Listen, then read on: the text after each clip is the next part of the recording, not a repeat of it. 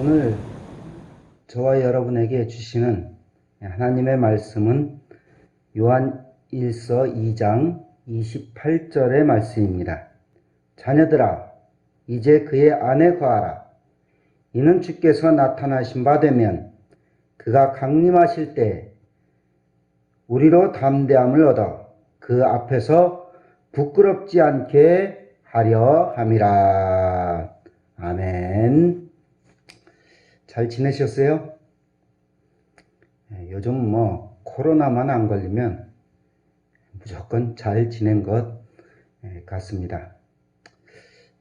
코로나가 안 걸리는 것도 잘 지내지만 코로나로 인해서 우리가 염려에 빠지지 않는다면 이것은 우리에게 감사한 일이고 또한 하나님의 은혜를 힘입은 증거이다 라고 말할 수가 있겠습니다. 그래서 저와 여러분은 염려에 빠지기보다는 주님 앞에 더욱더 믿음으로 기도하며 이 어려운 시대를 잘 이겨낼 수 있기를 주님의 이름으로 축원을 드립니다. 지난 2주간을 통해서 예수를 깊이 생각하라, 그리고 예수를 바라보자 라고 말씀을 드렸습니다. 우리가 생각은 하는데 예수님을 바라는 보는데 오늘 본문의 제목처럼 예수 안에 거하는 것은 또 다른 문제이죠. 생각은 하면서 바라는 보는 것 같지만 예수 안에 거하지 않는다? 이것은 왜 그럴까요? 예수님을 온전히 깊이 생각하지 않고 또한 바른 방향과 방법으로 바라보지 않고 힐끗 쳐다보고 가볍게 쳐다보기 때문입니다. 그래서 우리가 조금 기분 나쁘면 다른 사람에게 뭐라고 해요? 그렇게 내가 우습게 보여? 그렇게 얘기하잖아요.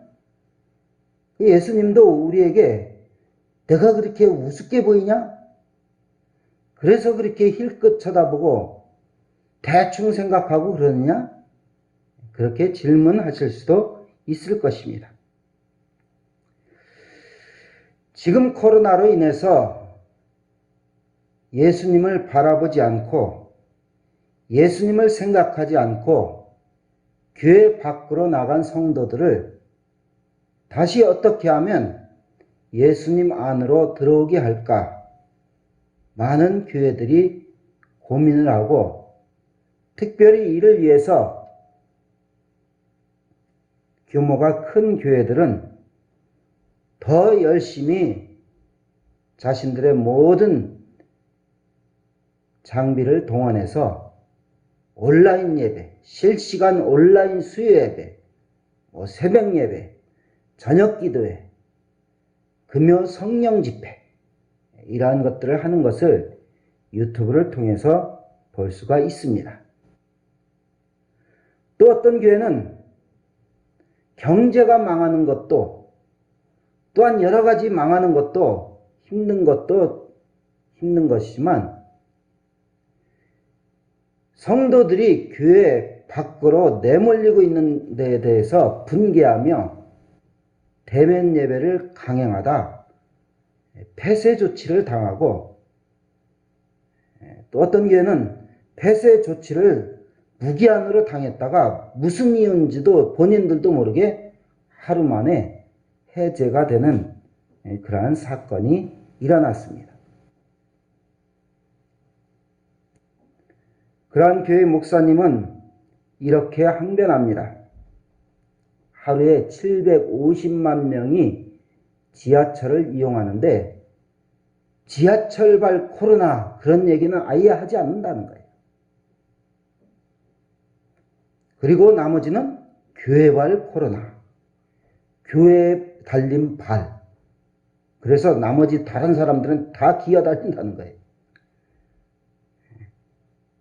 그것도 교회에서 생긴 것은 15%뿐인데 언론과 뉴스의 보도는 교회가 코로나의 온산지인 양 그렇게 보도를 하고 있다는 거예요. 그러다 대면 예배를 강요하는 교회를 향해서 네티즌들은 헌금을 걷기 위해서 대면 예배를 강행한다. 그렇게 또 비아냥거리기도 합니다. 그래서 어떠한 목사님이 또한 교사들이 월급을 받기 위해서 아이를 가르친다고 교사들을 모독하는 것과 마찬가지다라고 또한 말을 합니다. 결국 교회가 차별을 당하거나 교회가 일반 사회와 공평하지 않는 그러한 적용으로 인해서 규모가 작은 교회나 엄청 큰 대형 교회나 똑같이 20명으로 제한하는 것은 부당하다라고 말을 하고 있는 것이죠. 백화점이나 마트나 여러 가지 식당에 가면 그렇게 제한을 두지 않으면서도 교회만 제한을 두면서 교인들을 밖으로 몰아나가는 상황에 대해서 분개하고 있는 것이죠. 오늘 본문은 예수 안에 거하라라고 말씀하고 있습니다. 그래서 우리는 이런 어려운 때 예수 안에 거하는 삶을 살아야 되는 것입니다.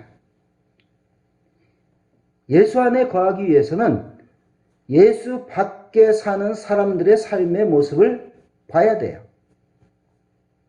사람들이 무엇 때문에 사는가? 그리고 뭘 위해 사는가? 예수 밖의 사람들이 얼마나 자기 멋대로 살고 허무하게 살고 동물적인 본성으로 살고 있는지 그것을 영적인 눈으로 바라봐야 됩니다. 예수 믿으면서도 우리가 세상 사는 사람들의 방식이 눈에 안 보이면 이것이 문제인 것이죠. 그리고 예수 믿으면서도 예수 밖의 사람들이 부럽다면 우리가 예수 안에 있지 않은 것입니다. 또한 예수 믿는 사람들이 예수 밖의 사람들에게 우습게 보일 정도라면 예수 안에 있지 않은 것이에요. 모르는 사람들이 교회를 욕하고 교인들을 욕해도 어느 교회, 어느 집사는 달라. 그 사람은 분명해. 그 사람은 칭찬받아 마땅해. 진짜 예수 믿는 사람이야. 그런 칭찬을 받아야 될 것입니다. 또한 우리가 예수 닮기 싫으면 예수 밖에 있는 사람인 것입니다. 그래서 우리는 예수를 닮고 또한 세상 사람들이 나를 부러워하고 나도 세상이 부럽지 않는 그런 믿음의 사람이 되기 위해서 예수 안에 거해야 될 줄로 믿습니다. 자, 그렇다면 예수 안에 거한다는 것이 무슨 뜻일까요? 예수 안에 거한다는 것. 말은 들어본 것 같은데 어떻게 해야지 예수 안에 거하는 거예요?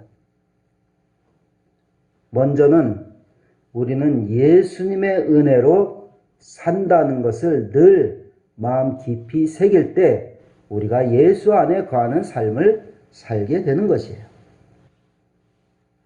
지금까지 지나온 것도 예수님의 은혜고 지금 내가 앉아서 예배 드릴 수 있는 것도 예수님의 은혜고 앞으로도 하나님의 은혜로 살아간다는 믿음이 있어야 되는 것이에요.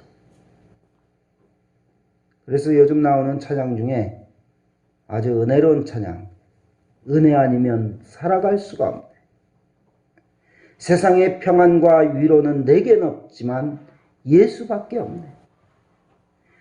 하나님의 크신 계획을 알 수도 없고 우리의 작은 고난에 지쳐도 주께 묶인 나의 모든 삶 버티고 견디게 하시네. 우리가 아무리 생각해도 예수님의 은혜와 예수님의 도우심과 예수님의 긍휼이 아니면 안 된다는 고백이 있다면 우리는 예수 안에 있는 것입니다. 그것이 하나도 없다. 요즘 일도 없다. 그렇게 표현하더라고요. 예수님의 은혜와 예수님의 도우심과 예수님의 긍휼이 아니면 안 된다는 고백이 하나도 없다면, 일도 없다면 우리는 예수 밖에 있거나 멀리 있는 거예요.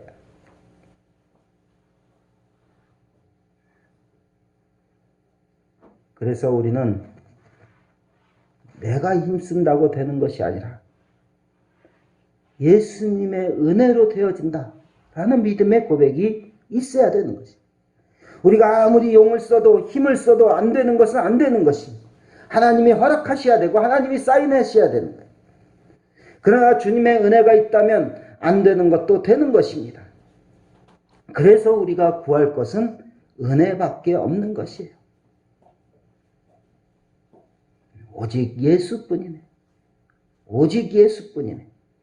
오직 은혜뿐이네. 은혜뿐이네. 이렇게 고백할 때 우리는 예수님 안에서 사는 은총이 우리에게 주어지게 될 줄로 믿습니다.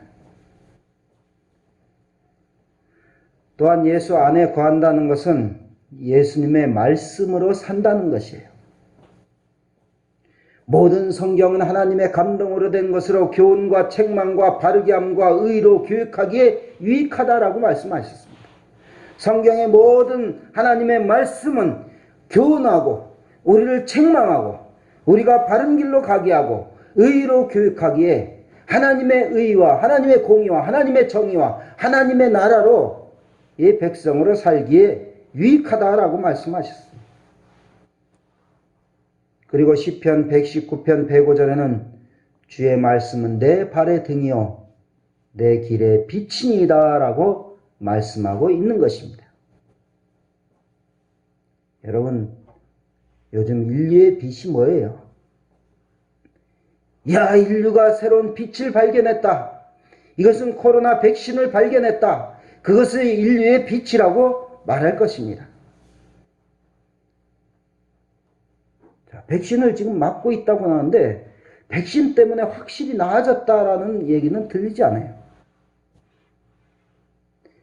코로나 상황이 호전이 안 되면 호전이 안 되는 대로 어둠이에요. 아직. 호전되고 다 나아진다면 그나마 다행이지만 이럴 때 인간은 또 교만과 그동안 못했던 일을 하니라 정신이 없을 것이에요. 코로나가 호전되어서 영혼이 새로워졌다. 삶의 질이 높아졌다. 그런 얘기가 가능할까요? 코로나 백신으로 나서 영혼이 새로워지고 그의 죄가 용서함받고 하나님의 자녀로 거듭났다. 이것은 택도 없는 소리입니다. 그래서 우리는 코로나가 상황이 좋아지든 좋아지지 않든 하나님의 말씀으로 돌아가야 되는 것입니다. 신앙의 본질과 복음의 본질과 말씀의 본질로 돌아가야 되는 거예요. 교회의 회복은, 신앙의 회복은 말씀으로 돌아가는 것밖에 없는 것입니다. 그래서 말씀으로 돌아가자는 것은 또한 말씀이 가르치시는 삶의 방식대로 살아가자는 것이에요. 말씀이 가르치시는 삶의 방식대로 돌아가고 말씀이 명령하시는 하나님의 뜻대로 돌아가고 말씀이 깨우쳐 주시는 바대로 돌아가자는 거예요. 우리가 언제까지 내 식으로 살면서 신앙생활을 할 것인가? 언제까지 내 뜻대로 살면서 신앙생활을 할 것인가? 언제까지 내가 깨닫고 내가 결단한 대로만 신앙생활을 할 것인가? 이럴 때는 답이 없는 것입니다. 우리가 잘 아는 아브라함은 말씀을 쫓아갔습니다. 조카 롯은 자신의 경험과 능력과 판단을 쫓아갔어요. 그러나 그 결과는 완전히 다른 결과를 가져왔어요. 아브라함은 거부가 되었고 조카 롯은 멸망을 했어요. 우리도 조카 롯과 같은 성향과 기질이 강합니다. 그렇기 때문에 우리는 말씀의 능력으로 예수의 기질로 살아야 진정 복된 자가 될 수가 있게 될 것입니다. 그래서 우리가 말씀을 늘 붙들고 말씀 안에 거하는 것이 예수 안에 거하는 것이다 라는 것을 우리는 늘 기억하며 말씀으로 돌아가는 우리의 삶이 되어야 될 줄로 믿습니다. 그리고 우리가 예수 안에 거한다는 것은 예수님의 능력으로 산다는 거예요.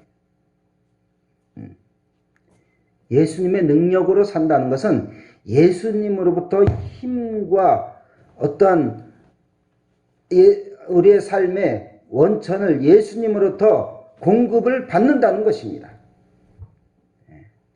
전선에서 전기가 공급되지 않으면 아무것도 작동되지 않듯이 수도관에서 수돗물이 공급되지 않으면 끊어지면 우리가 아무 일상생활을 온전히 할 수 없듯이 우리가 예수로부터 모든 것을 공급받아야 된다는 것입니다.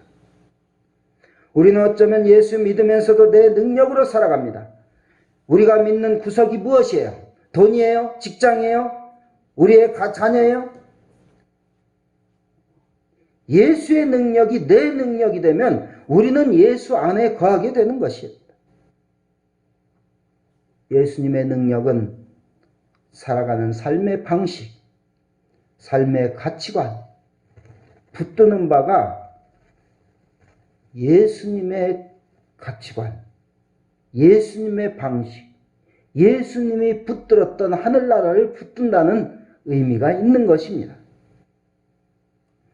예수님의 방식은 하나님의 방식이었고 예수님의 가치관은 하늘의 가치관이었고 예수님이 붙드는 바는 생명이었습니다. 사람들이 지금 생명이 중요하니까 마스크를 다 써요. 그런데 마스크는 붙들고 마스크는 찾아도 우리가 예수를 안 붙들면 우리는 영적으로 죽을 수밖에 없는 것이에요.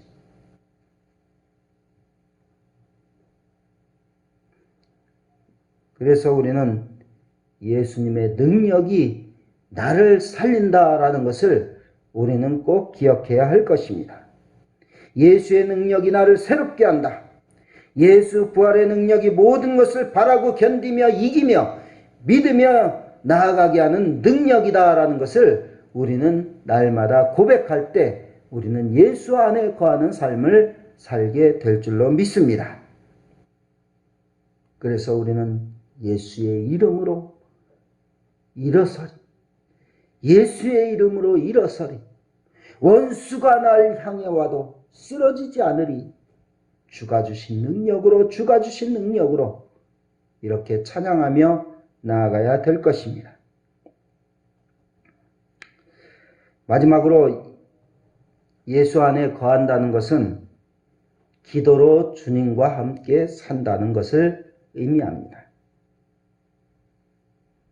어떠한 목사님이 우리는 기도도 합니다가 아니라 기도로 살아야 한다라고 말씀하셨어요. 우리는 대부분 목사님 바빠요. 기도할 새가 없어요. 그래도 기도도 합니다. 전혀 안 하는 것은 아니에요. 마음속으로도 하고 그래도 자기 전에 그냥 식사할 때도 하고 이건 뭐예요? 기도로 사는 것이 아니라 기도도 하는 거예요. 할 것 다 하고 시간 나면 하는 것은 기도도 하는 것입니다. 우리 신앙생활에 왜 진보가 없을까요? 내 쓸 시간, 내 쓸 돈, 내 쓸 힘 다 쓰고 나서 하나님도 섬기니 안 되는 것입니다. 예배도 드리는 것이 아니라 예배를 드리는 것입니다. 예배부터 드리는 것이에요.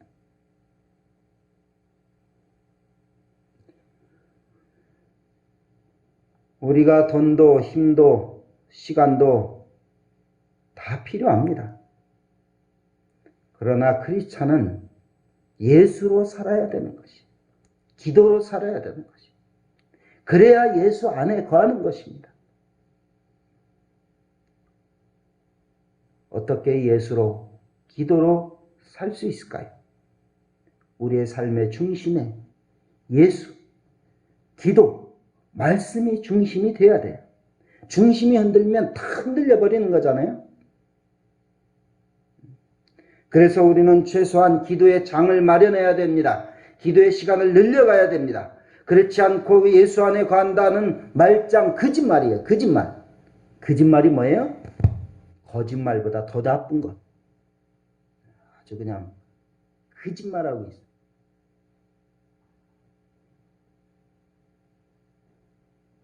그래서 예수 안에 거한다는 것은 은혜로 산다.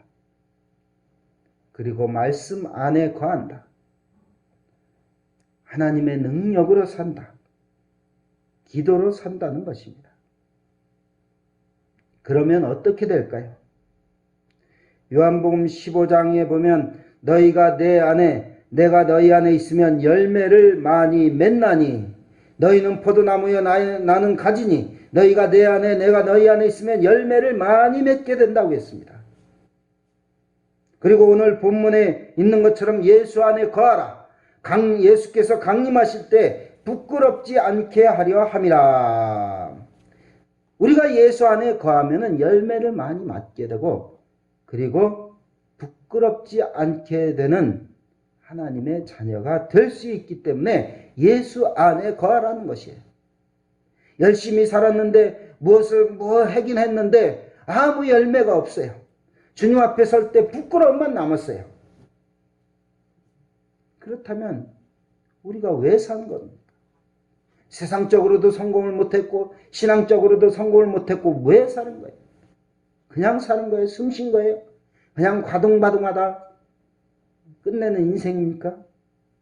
그런 것이 아니죠. 우리가 예수 안에 거함으로 말미암아 하늘의 축복과 이 땅의 능력과 이 땅의 축복과 그리고 주님 앞에 설 때 우리가 부끄럽지 않고 최소한 부끄럽지는 말아야지 않겠어요? 부끄러움을 뛰어넘어서 자랑스럽게 내가 이렇게 살았습니다. 주님, 부족한 것이 있지만 주님 내가 믿음 안에서 예수 안에서 살았습니다. 이것 하나만은 우리가 주님 앞에 자랑스럽게 내놔야 될 줄로 믿습니다. 꼭 이렇게 될 수 있는 우리 모두가 될 수 있기를 주님의 이름으로 축원을 드립니다. 기도하겠습니다. 하나님, 우리가 예수님을 깊이 생각하고 예수님을 바라본다 하지만 예수 안에 거하지 못함으로 말미암아 우리의 신앙이 전진하지 못하고 하나님의 뜻을 이루지 못하고 열매 맺지도 못하며 또한 지금도 부끄러움에 겨워 살아가고 있지 않는지 돌아봅니다.